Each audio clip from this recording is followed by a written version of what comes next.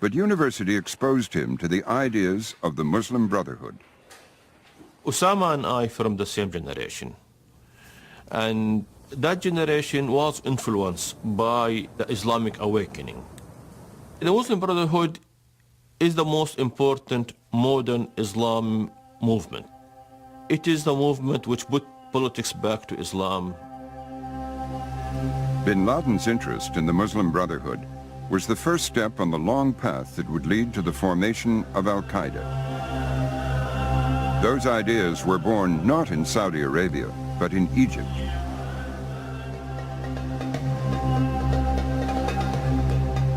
Egypt's Muslim Brotherhood, whose ideas influenced Osama bin Laden, was born in Cairo. This teeming cosmopolitan city is the capital of Egypt and the intellectual center of the Arab world.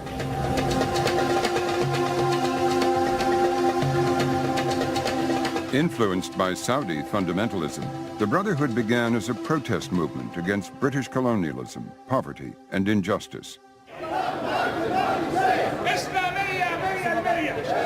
It evolved into a mass movement which turned traditional Islam into a political ideology known as Islamism.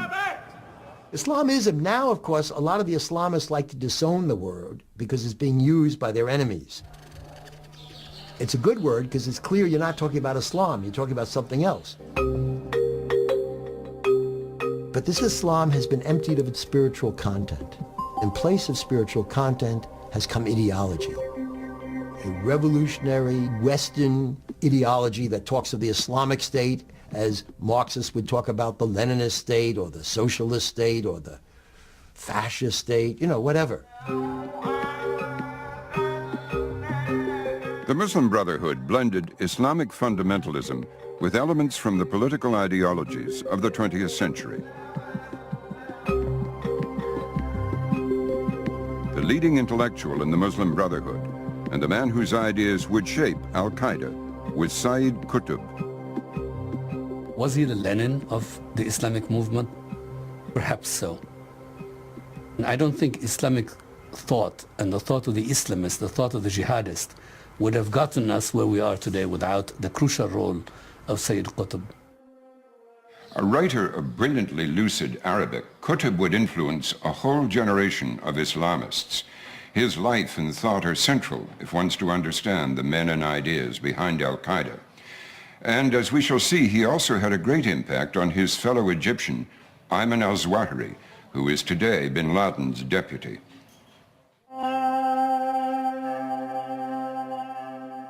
An official in Egypt's Ministry of Education, Qutb was also a writer of novels, short stories, and political journalism. The issue of Israel was already poisoning Arab and Muslim attitudes to the United States. In the late 40s, when Jewish immigration to Palestine was building up, his superiors became increasingly alarmed that he was taking an anti-Western, anti-American view. And they thought the sensible way to cure him of this problem was to send him to study educational methods all over the United States. In Qutb's eyes, the only way to reverse this violation was to create an Islamic republic, governed not by man-made laws, but by the law of God. Qutb and his fellow Islamists would find themselves in conflict with Egypt's new secular rulers. Ex-King Farouk has gone into exile, while the future of Egypt and her relations with the West are questions still to be resolved. In 1952, a group of army officers carried out a coup d'etat. Egypt's new strongman was Gamal Abdel Nasser. His vision for Egypt and for the whole of the Arab world was secular, nationalist, and socialist. It was a vision that looked more to Moscow than Mecca.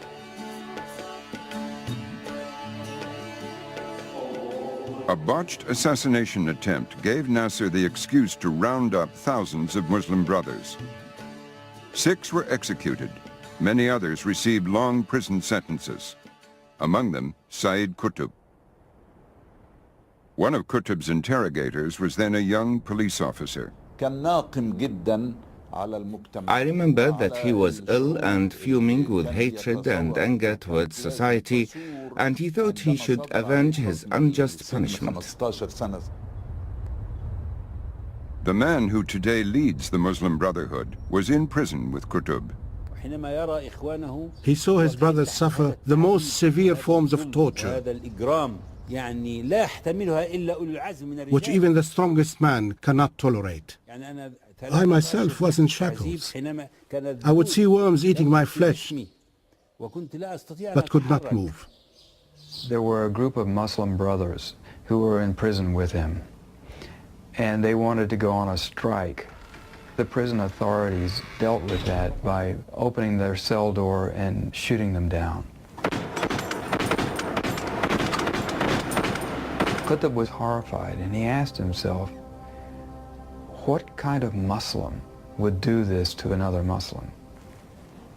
He decided that they were not Muslims. In his mind, he excommunicated them. This experience led him to write Signposts on the Road, short, sharp, and simple. It was a call for Islamist revolution. Nasser was a military dictator who saw that new ideas were a threat to his rule. The book Signposts on the Road explains how society can organize itself and resist the dictator. It's a call for liberation. We cannot compromise with Jahiliyyah society. We can show it no loyalty. Islamic Jihad frees mankind from slavery to other men so that he can serve God.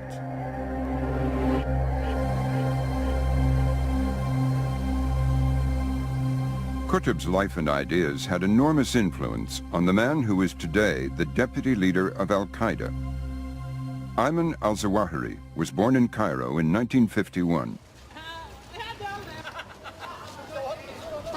Zawahiri grew up in the relatively prosperous suburb of Madi, part of an educated middle-class family. Mahfouz Azam, the man who had been Qutb's lawyer, was also Zawahiri's uncle.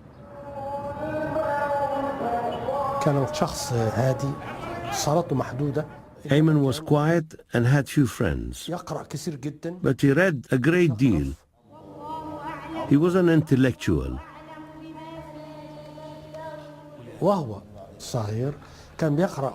When he was young, he would read religious and political books by Sayyid Qutb and others.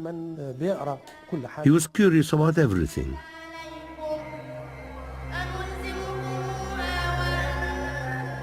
Sayyid Qutb was a family friend, and his trial and punishment had a tremendous effect on the teenage Ayman al-Zawahiri. In 1965, the Egyptian authorities had rearrested Qutb. I've read these transcripts of his trial. Clearly this was a man who knew he was going to be executed. He understood that the Nasser regime had picked him up again and had brought him to trial to murder him.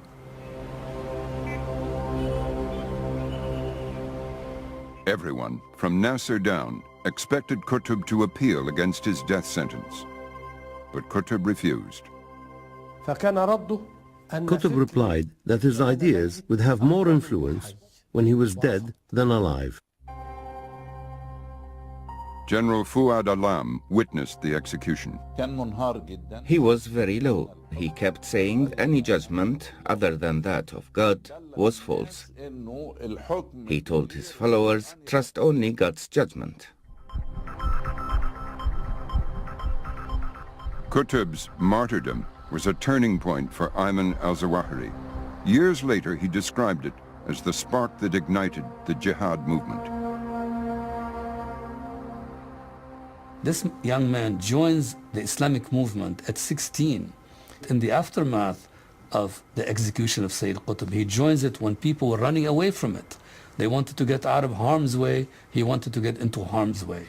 So there's something, it tells you about the willpower of Ayman Zawahiri. In his writings, Zawahiri later quoted from a poem by Sayyid Qutb. Brother, push ahead, for the path is soaked in your blood. Do not turn your head right or left. but look only up to heaven. In 1967, Israel launched a preemptive attack on the 3 Arab armies that had massed on its borders.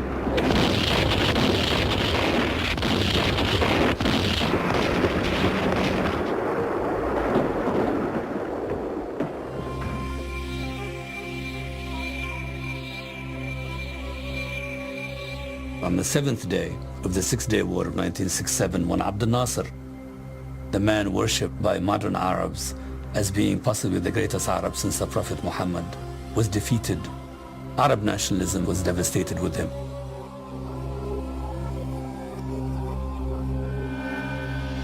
This was the Waterloo of Arab nationalism. In the wake of this shattering defeat, an Islamist revival began to shake the Muslim world. The Arabic word was sawa, the awakening.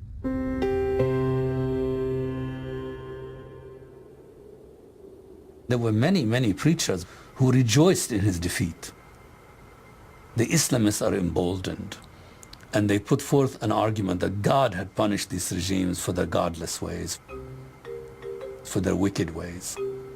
And they put forth the argument that these regimes deserved it.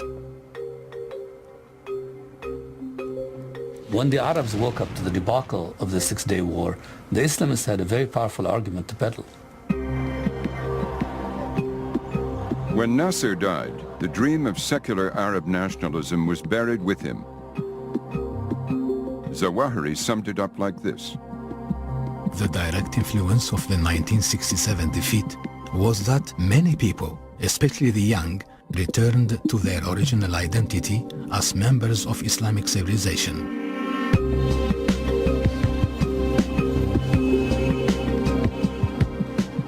At about this time, Abdullah Schleifer got to know Zawahiri's family and relatives.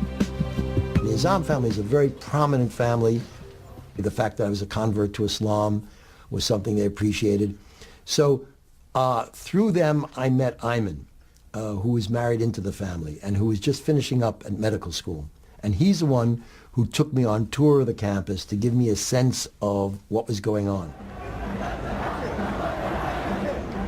And I saw the young people making posters, the women preparing hijabs. They were actively out and demonstrating all the time. The Islamic revival had reached the universities. I sensed that he was an activist. I assumed that he was an important figure in this upswell of Islamist sentiment at the universities. I had no inkling at all that he belonged to a secret cell that exists in order to set in motion a coup d'etat.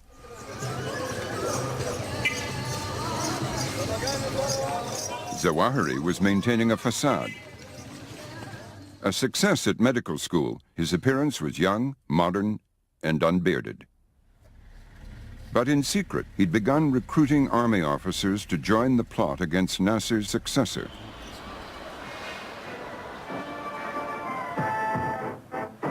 Anwar Sadat had signed the Camp David peace treaty with Israel, and Zawahiri saw him as a traitor to Egypt and to Islam. Zawahiri was also becoming increasingly hostile to the Western powers that supported the Egyptian government. I went over to his house. He launched this big attack on America about how America was as much their enemy as Russia was. This was new. Maybe he's always believed it, but this was new to me. And the point about the discussion, because we've argued things before, was I was no longer talking with a fellow human being, so to speak. He wasn't relating to me. I'm looking into his eyes, but he was looking beyond me.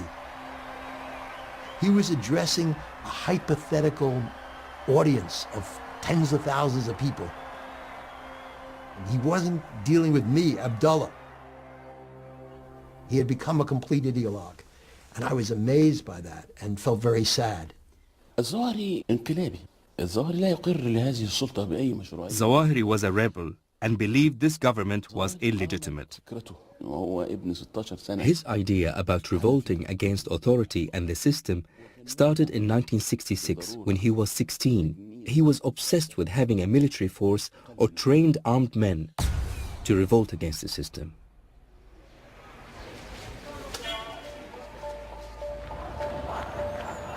Aware of the growing threat posed by militant Islamists, the government began to round up the usual suspects.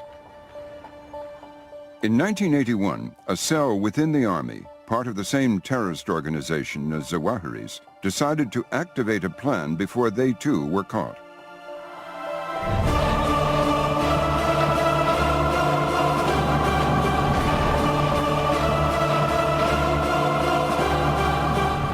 Every October, Anwar Sadat took the salute at a military parade. The event was so routine and predictable that reporters and cameramen were drifting away when suddenly one of the army trucks stopped in front of the saluting stand.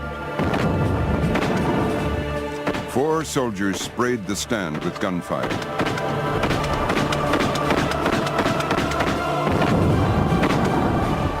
As Sadat fell, one of his assassins called out, "I have killed the pharaoh."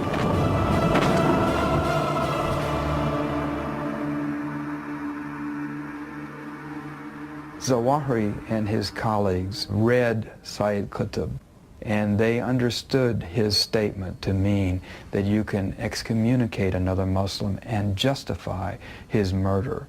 The first victim of that logic was Anwar Sadat. They justified their murder of Sadat because they decided he was not a Muslim any longer and no longer deserved to live. Ayman al-Zawahiri was one of the hundreds of Islamists summarily arrested and thrown into prison.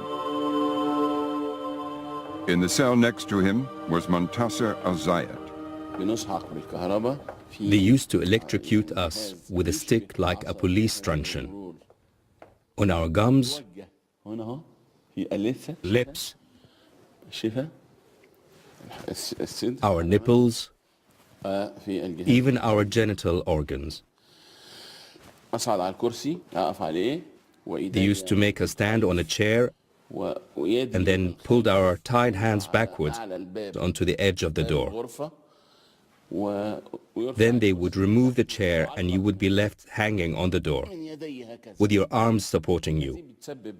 This causes temporary paralysis in the arms. Some people were even paralyzed for life. The physical torture was terrible, but the moral humiliation was even more degrading. Zawahiri broke and named names. It was Zawahiri's uncle who defended him at the trial. The manner of his torture was discussed at the trial. It was almost medieval. Torture gave Zawahiri an unquenchable thirst for revenge. At his trial, he seemed more extreme, more violent.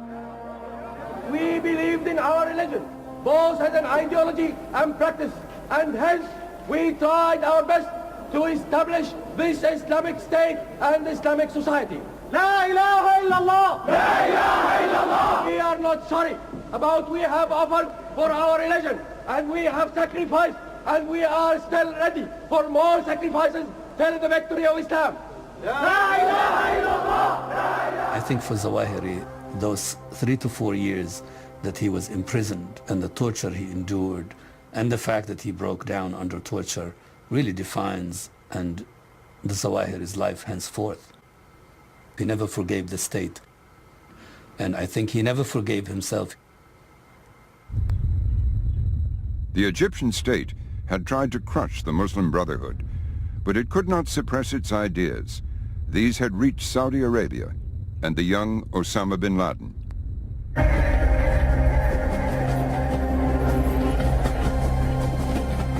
Egypt's continual crackdowns on the Muslim Brotherhood drove many into exile. This is how, when bin Laden was a university student in Jeddah, several Muslim brothers came to be teaching there. And one of these was Sayyid Qutb's brother, Muhammad Qutb. Muhammad Qutb, Sayyid Qutb's brother, came to Saudi Arabia after he got out of prison.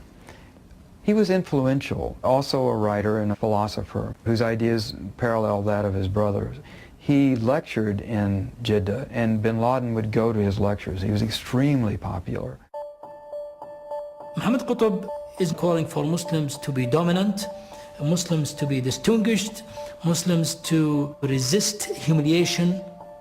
Probably could have been the basis for what bin Laden is thinking now. It seems that bin Laden was already mentally preparing himself for jihad.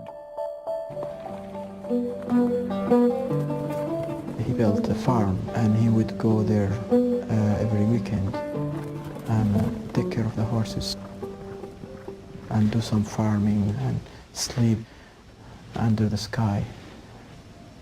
He would tell us we have to be prepared because one day we're there to defend our country or to liberate Jerusalem. So we should be tough. We should learn skills. Even at that time, he was preparing himself to his destiny. The Islamic awakening was spreading through the Muslim world. In 1979, it exploded on the streets of Tehran.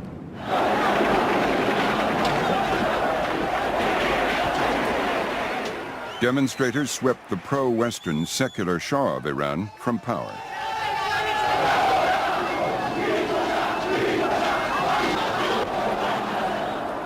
A million people lined the streets when the Ayatollah Khomeini returned from exile and installed his Islamic Republic. But the impact of the Iranian Revolution on the wider Muslim world was complicated by the fact that the Iranians were from the Shia, the minority sect within Islam.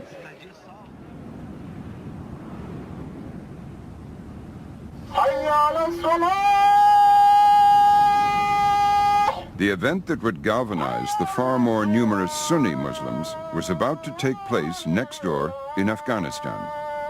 It would make bin Laden's dream of jihad come true. On Christmas Eve, 1979, the Red Army invaded Afghanistan.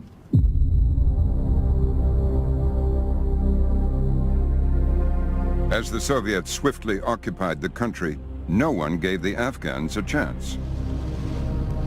Future generations may well see the war that followed as a pivotal date in the 20th century, the last act of the Cold War and the beginning of the next great world conflict.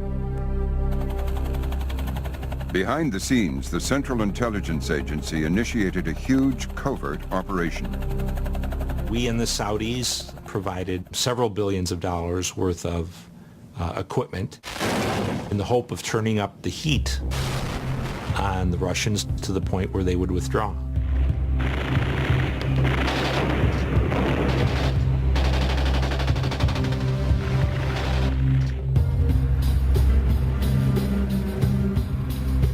Religion made the fighting fiercer. To the Mujahideen, the Soviets were an army with no god. To conceal its involvement, the CIA channeled arms and money through Pakistani intelligence.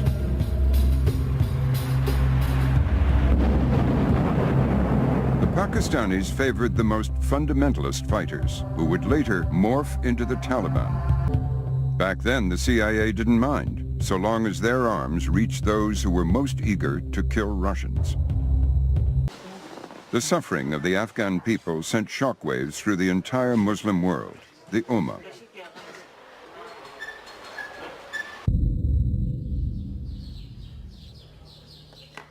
The Ummah is the world community of Islam. The oppression of a Muslim at the far end of the world will affect a devout believer as personally and as painfully as an attack on his own neighbor. An attack on any part of the Ummah is an attack on all.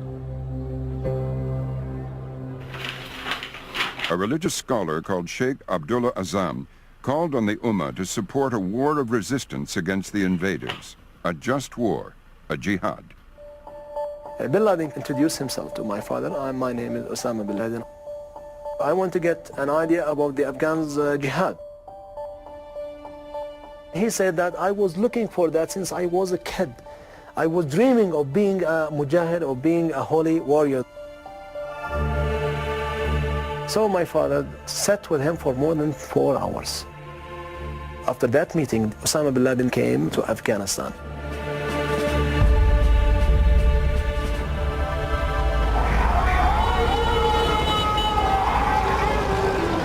In 1984, bin Laden followed Azam to Peshawar in Pakistan, a dusty city on the border of Afghanistan.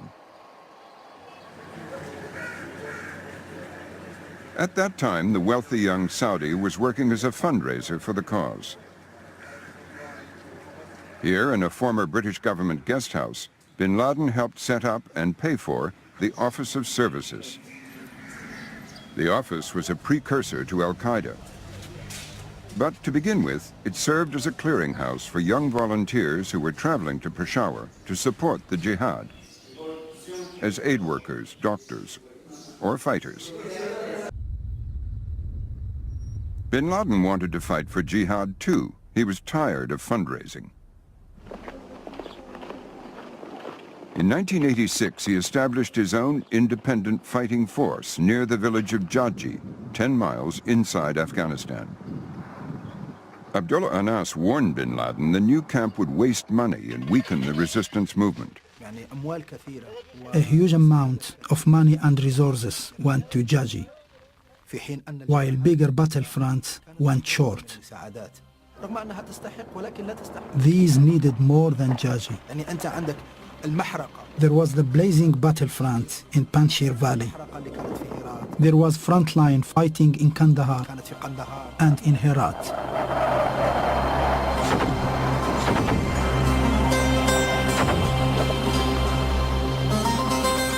But Osama was wealthy enough to have his way because he's financing the whole thing. He's not taking the money from anybody to do it. It is from his own pocket.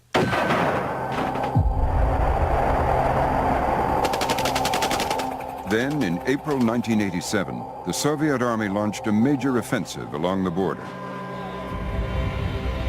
Jaji was right at a crossing point between Afghanistan and Pakistan. It was a route to smuggle weapons inside Afghanistan. And the Russians wanted to cut that route.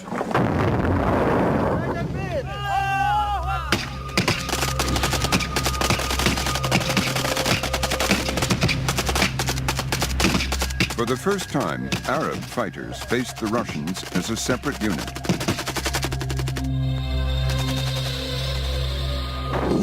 Bin Laden was not really in command. He had surrendered his command to one of his Egyptian assistants, who was quite a brilliant military commander. But by all accounts, Bin Laden fought very courageously. Jaji was militarily insignificant, but it made bin Laden a celebrity. He became quite well known. His first pictures ever being published were taken by me. And Osama became a well-known figure after that. Until now, bin Laden had always turned his back on cameramen and photographers. He refused to be filmed for a whole month, until this cameraman asked if he wanted to address the world. This was how these first images of him came to be shot. Thank God for giving us the gift of faith and religion, and thank God for giving us the blessings of jihad. It is an obligation.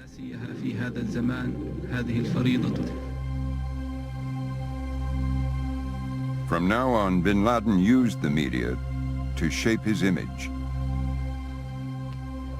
Osama bin Laden calls upon imagery that is deeply meaningful to Muslims. The cave is where Muhammad received the word of God. He sits at a meal with his legs crossed as the Prophet did. He likes to eat what people leave on their plates. This is the way the Prophet behaved. He is playing notes that resound all over the Muslim world. We are proud to raise the same banner as the Prophet raised years ago. God gave us jihad to wash away our sins. The role of the Arab Mujahideen became very popular after that. The number of the Arab Mujahideen multiplied, tripled in just 1 year. He wanted to create an all-Arab legion, an emergency response corps that would draw from these trained fighters who would be put to use anywhere in the world where Muslims were threatened. Bin Laden already had the idea of what would later become Al-Qaeda.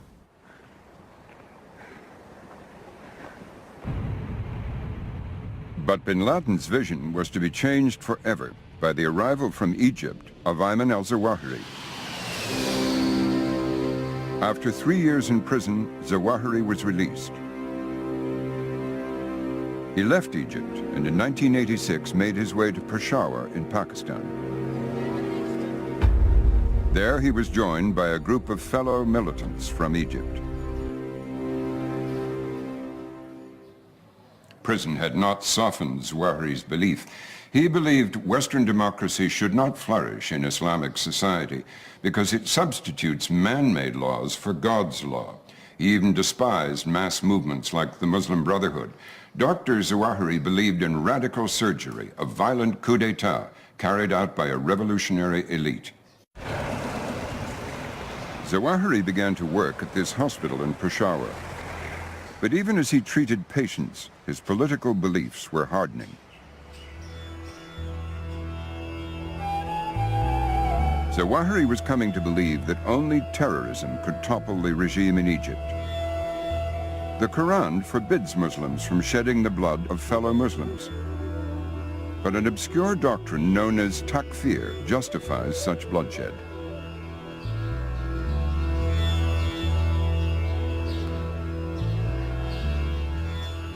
The word takfir has become increasingly current, and it basically means a declaration of infidelity.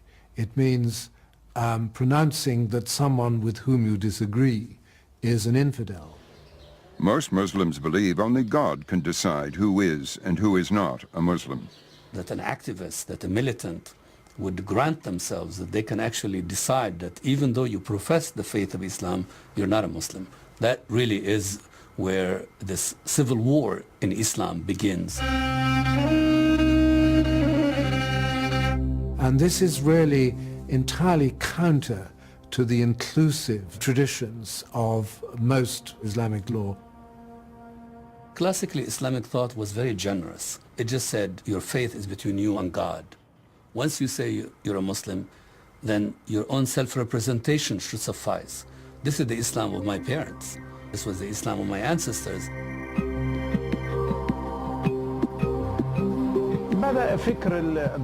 Dr. Zawahiri's ideology crystallized in Peshawar. He declared takfir on anybody who took part in elections or carried an election card. That means millions would become kafir, infidels. This was disastrous. Soldiers, journalists, people working in the tax office, a civil servant that carried out his duties is a kafir, not a Muslim anymore. At some point in 1986, the younger and politically far less experienced Osama bin Laden met Ayman al-Zawahiri. Osama bin Laden began to flirt with the radicals, with the extremists, began to spend time to visit with Ayman al-Zawahiri. When Zawahiri met bin Laden, he saw a lot of potential in him. And bin Laden became one of Zawahiri's close friends, perhaps the man he trusted the most. Zawahiri influenced him on an emotional, intellectual, and psychological level. Zawahiri became bin Laden's brain. It was Zawahiri and the Egyptians, the Takfiri thinking Egyptians, who captured bin Laden's mind about what they could do in the future. Anybody could be killed. This was a turning point in the history of Al-Qaeda and the Islamist movement. Once the idea of takfir became deeply rooted in that movement, nobody was safe.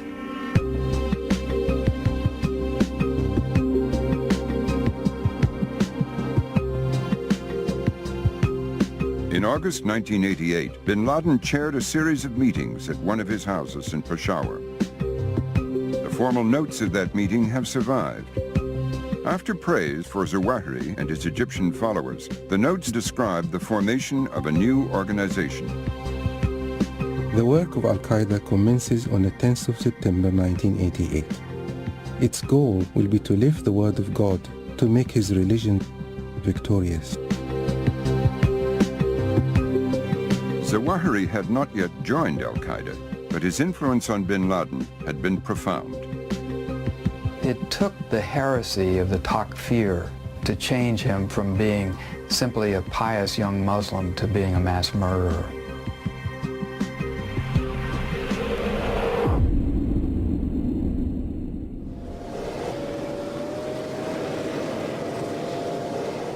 In the same year as the formation of Al-Qaeda, Russian troops began a phased withdrawal from Afghanistan.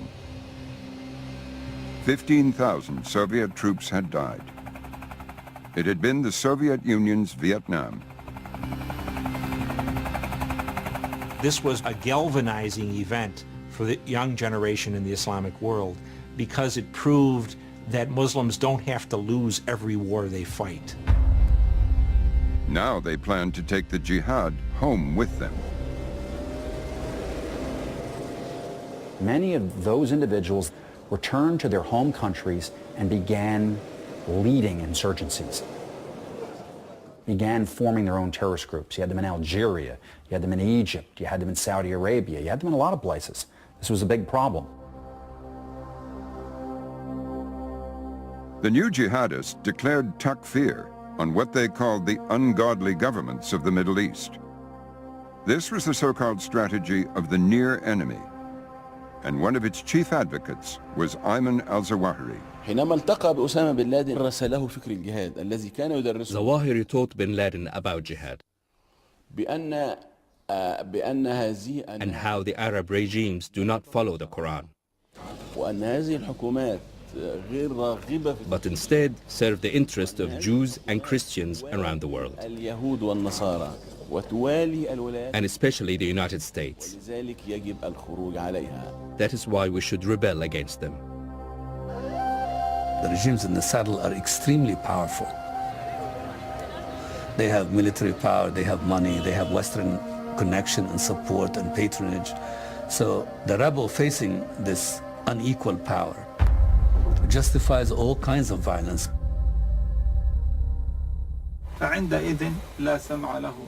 We must not follow such rulers, but instead attack them.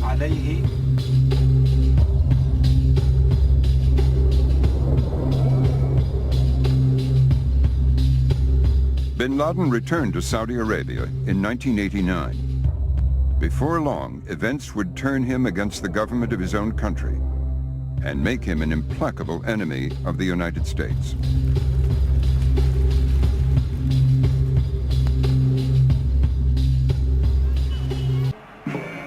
So when Saddam Hussein invaded Kuwait, he found it as a golden opportunity for him to resume his role as a holy warrior.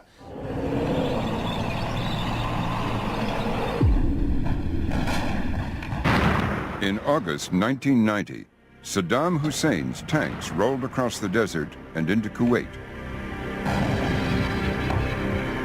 Alarmed by the threat to Saudi Arabia and its oil, Defense Secretary Dick Cheney led an American delegation to Jeddah. What we said was that we would come, that we would bring a large force, large enough to do the job, and that we would stay until it had been completed, but when it was over with, we would leave. King Fahd told Cheney, "I trust President Bush. Tell him to have his army come quickly. I have his word they will leave when this is over." Osama bin Laden saw an opportunity. He had been building this private army, Al-Qaeda, and he thought he had an opportunity to use it to defend his own homeland. His idea was that bin Laden's Mujahideen plus thousands of unemployed young Saudis would defend Saudi Arabia against a 1 million-man army of highly trained Iraqis. It was one of the largest tank corps in the world. And with great enthusiasm, he went to talk to the defense minister and to Prince Turki to try to sell his idea. His response was, thank you very much, but don't call us, we'll call you. It was felt that bin Laden's ability to drive out the Iraqis was basically non-existent. Thanks to the Saudi regime's subservience to the West, especially America, they prevent the sons of the country defending their own land and instead let American unbelievers do it for them.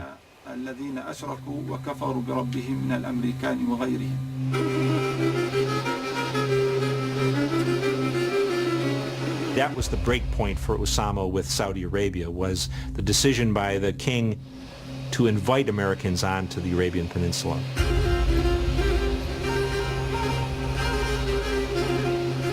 All Muslims know that the Prophet said there should be no infidel presence on this peninsula. So it's a very, very powerful motivating factor, not only for Osama bin Laden, but for Muslims. We don't like to see the Christian and Jewish female soldiers defending us. Our leaders lied when they said they had invited them for only a few months.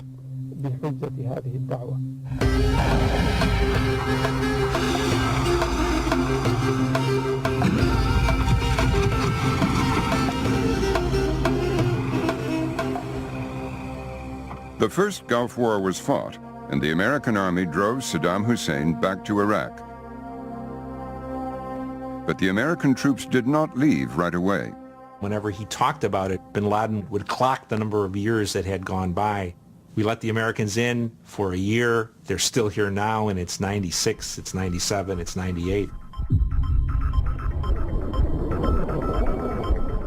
At odds with the royal family, bin Laden was no longer welcome in his own country. In 1992, he left Jeddah. For the next few years, his refuge would be the capital of Sudan, Khartoum.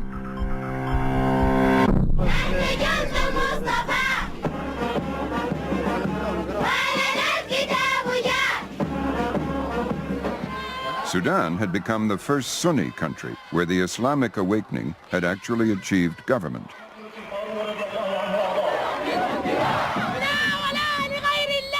The architect of Sudan's revolution was a Paris-educated Islamist called Hassan al-Turabi. At the People's Palace beside the Nile, Turabi hosted conferences for the most radical Islamists.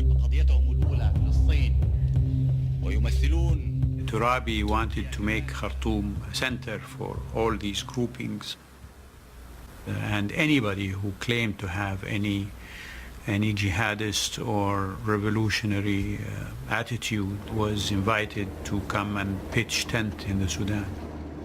Out in the country, Sudan was allowing extremist groups to build as many as 30 training camps, like the one hidden behind these gates.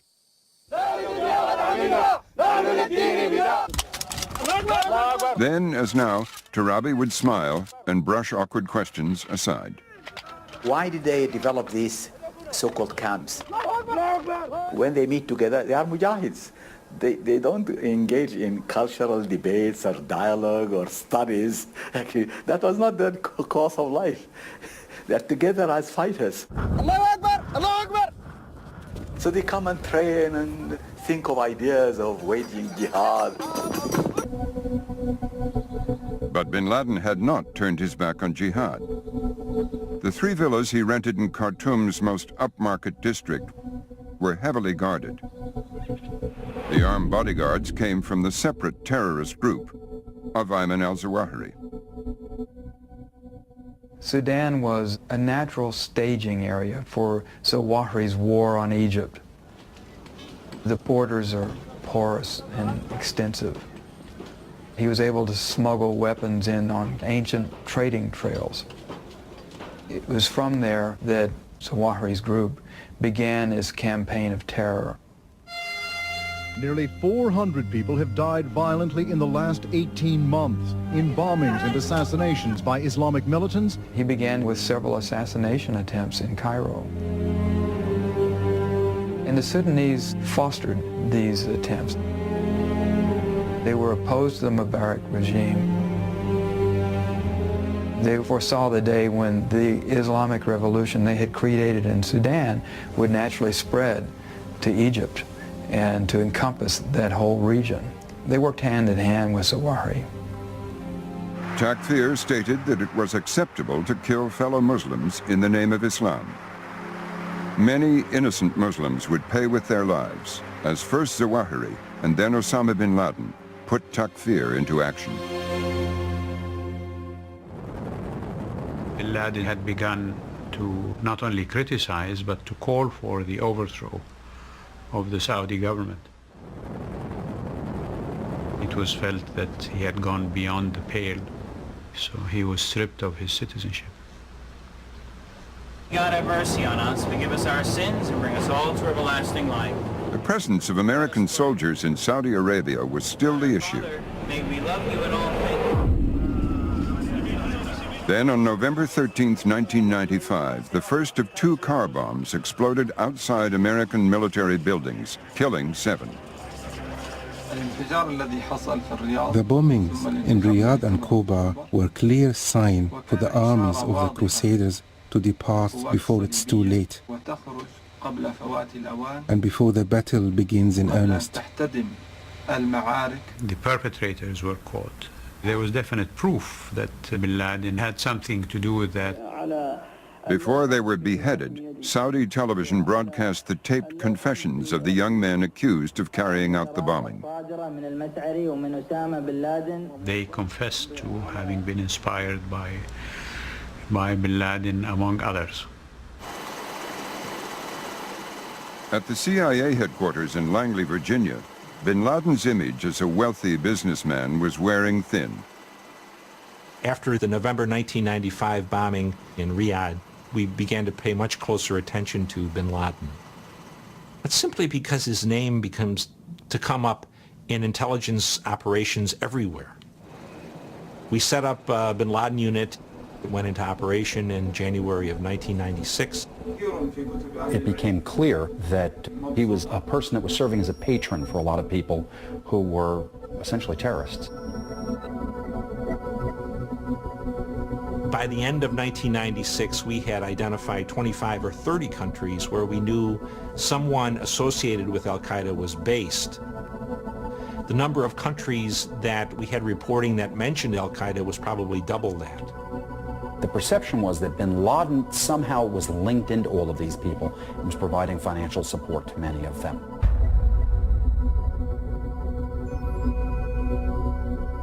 We put pressure on the Sudanese to turn him over or throw him out of the country.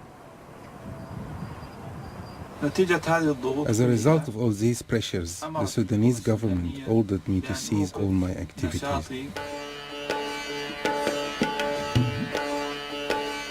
So bin Laden was forced to leave Sudan. The strategy of the near enemy had failed. No Middle Eastern government had been toppled. Bin Laden's plane took him back to Afghanistan, landing near the city of Jalalabad. In 1996, Afghanistan was in a state of civil war. The Soviet retreat had not brought peace, but years of anarchy in which rival warlords struggled for power.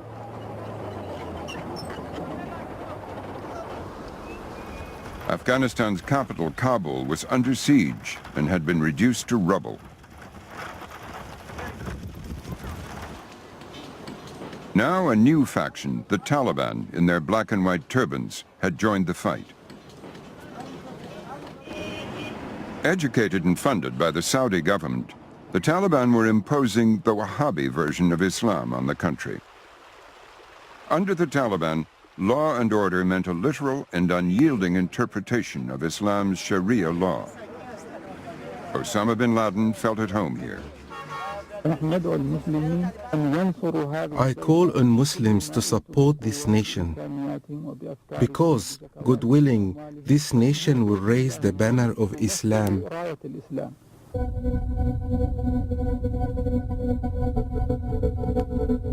An al-Qaeda cameraman filmed the Taliban tanks that protected bin Laden's hideaway. Bin Laden spent the summer here working on a 60-page fatwa. It marked a major change of strategy. It argued that al-Qaeda should stop attacking governments in the Middle East, the so-called near enemy. The new target was the power that supported them, the far enemy, the United States of America. Our biggest enemy is the American Zionist alliance. They are the head of a spear pointed at the Ummah, our nation. Do not waste any effort on any other enemy.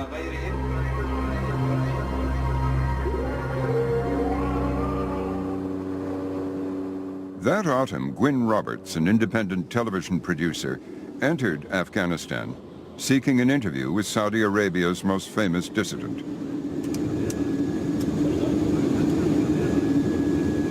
I flew into Afghanistan and we landed at Jalalabad. And the first impression I had was of this Taliban soldier wearing a black tunic, sitting there on his haunches like some bird of prey.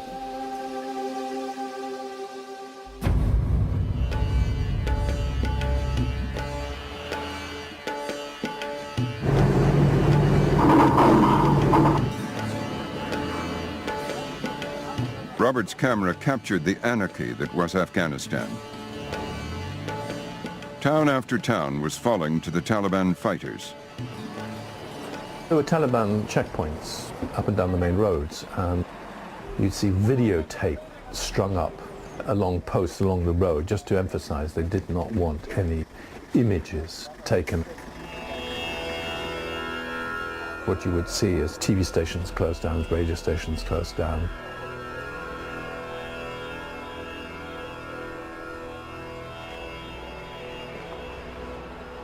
And for women, it was terrible. I mean, women were reduced to begging on the streets. If their husband died, there was no other way to earn money except through that and prostitution. Roberts checked into a hotel in Jalalabad and waited days for news from his al-Qaeda contact.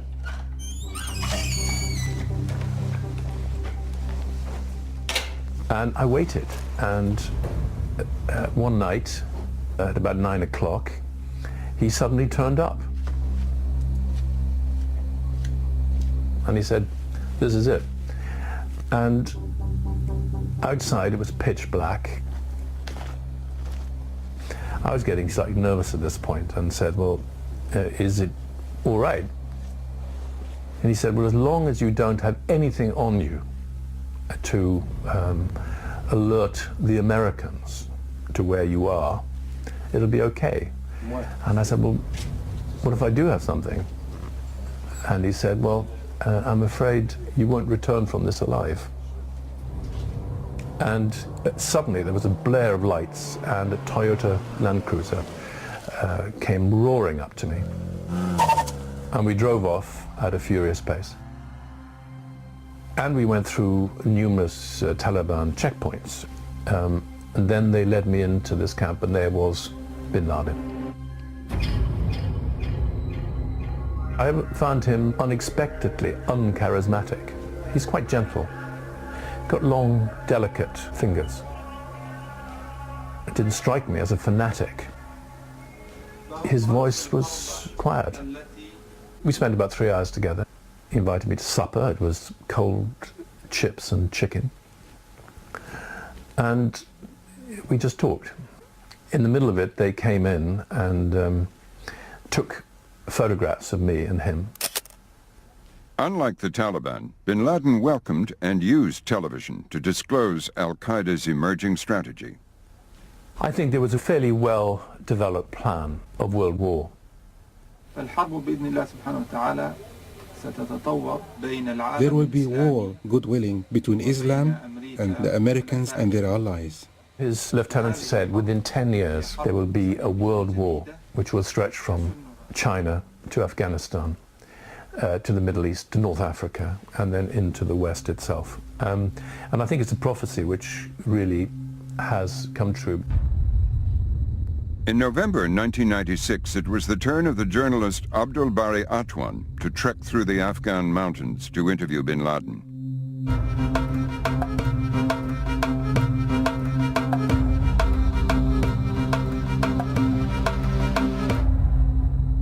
He soon learned that al-Qaeda had clear war aims and a 25-year strategy. The first step is to kick out all foreign troops from the Arabian Peninsula and the Muslim worlds. Second, they want to get rid of these corrupt non-Islamic governments, the puppets of the West as they call them, and then apply the Sharia law, and then start to expand step by step until 2020, hoping to revive the Ottoman Empire under the leadership of Al-Qaeda and Osama bin Laden. Bin Laden's fatwa accused the Crusader Zionist alliance, meaning Americans and Jews, of a conspiracy against the Muslim world. He saw their hand everywhere, in Iraq, through the UN sanctions and the no-fly zone, in Bosnia, Chechnya, Kashmir, and above all, Palestine and Israel. In response, he calls upon Muslims to unite in a global jihad.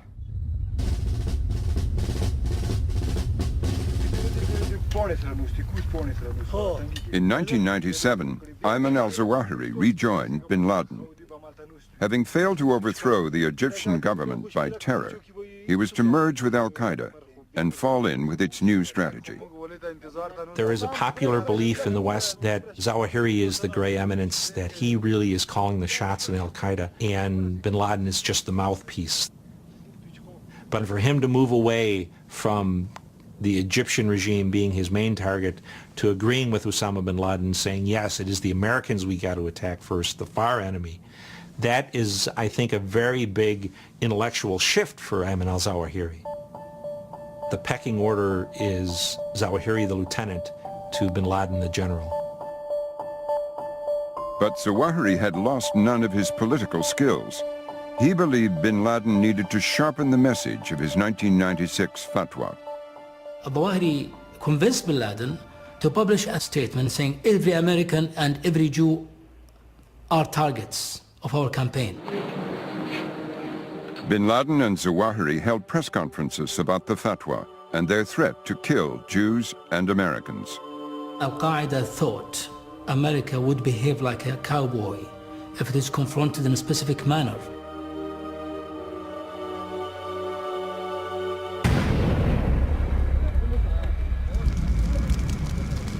The suicide bomb attacks on the American embassies in Kenya and Tanzania had the effect al-Qaeda hoped for.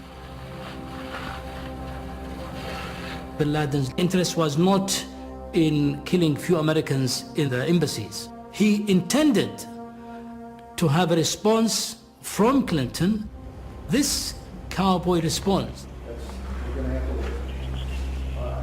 13 days later, the world heard President Clinton's response. Good afternoon. Today I ordered our armed forces to strike at terrorist-related facilities in Afghanistan and Sudan because of the imminent threat they presented to our national security. Our mission was clear: to strike at the network of radical groups affiliated with and funded by Osama bin Laden, perhaps the preeminent organizer and financier of international terrorism in the world today. Militarily, the missile attacks were a failure. The chemical plant that was hit in the Sudan turned out to be manufacturing ibuprofen and veterinary medicines, not poison gas. The Afghanistan attack killed 21 al-Qaeda recruits. But bin Laden and Zawahiri were 300 miles away. It was like a script he has written for the Americans, and the Americans just went along. He wanted to provoke the American into such actions against Muslim countries. I remember very well, after 1998 bombing in Kenya, Tanzania, there was a huge controversy among many Muslims whether it is right, whether it is justified to kill 200 civilians in those embassies. When Clinton stood up in the platform and declared that bin Laden is his enemy, that controversy was over.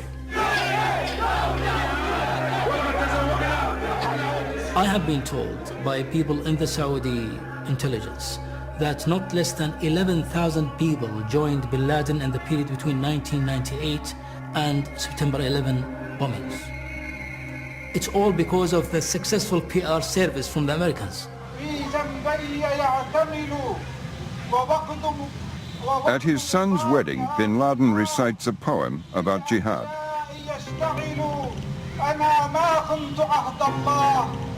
This occasion was to provide another glimpse into al-Qaeda's grand strategy. Bin Laden's son Mohammed was marrying the daughter of Abu Hafs, al-Qaeda's main military strategist. At the wedding, Abu Hafs talked to an Arab journalist about how al-Qaeda would drag America into a war on Muslim soil, and in which countries that might happen. He was explaining to me what is going to happen in the coming 5 years. And he said, look, there are 2 or 3 places in the world which is the most suitable places to fight Americans: Afghanistan, Iraq, and Somalia. We are expecting the United States to invade Afghanistan, and we are preparing for that. We want them to come to Afghanistan. Did they want us involved in the war on the ground in Islamic countries? Absolutely.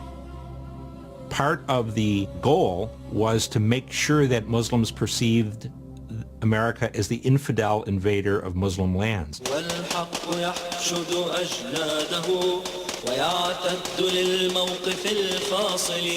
Bin Laden had instructed al-Qaeda's media committee to prepare its most sophisticated video. It included footage of al-Qaeda training camps, and it was widely disseminated among militant Islamists in the Middle East and beyond. He said, the fire does not touch feet covered in dust in the cause of Allah. Among the militants attracted to Afghanistan by bin Laden's growing notoriety were 4 young men who had traveled from Hamburg, Germany. They spoke English and were familiar with life in the West. Only the leader of the group, an Egyptian called Mohammed Atta, was told of the full scope of the mission they were about to join. The others were told only that it would be a martyrdom mission aimed at the United States, and that their first task would be to enroll in flying schools. By the summer of 2001, al-Qaeda was openly hinting that a spectacular attack was on the way. We offered an interview with bin Laden. Our management agreed on this interview, and I was asked to do this interview. When he got there, bin Laden and Zawahiri gave him a photo opportunity and some news. We are going to give you news. There will be a big surprise. In the next few weeks, we are going to strike an American installation. They were just informing everyone that there will be something big.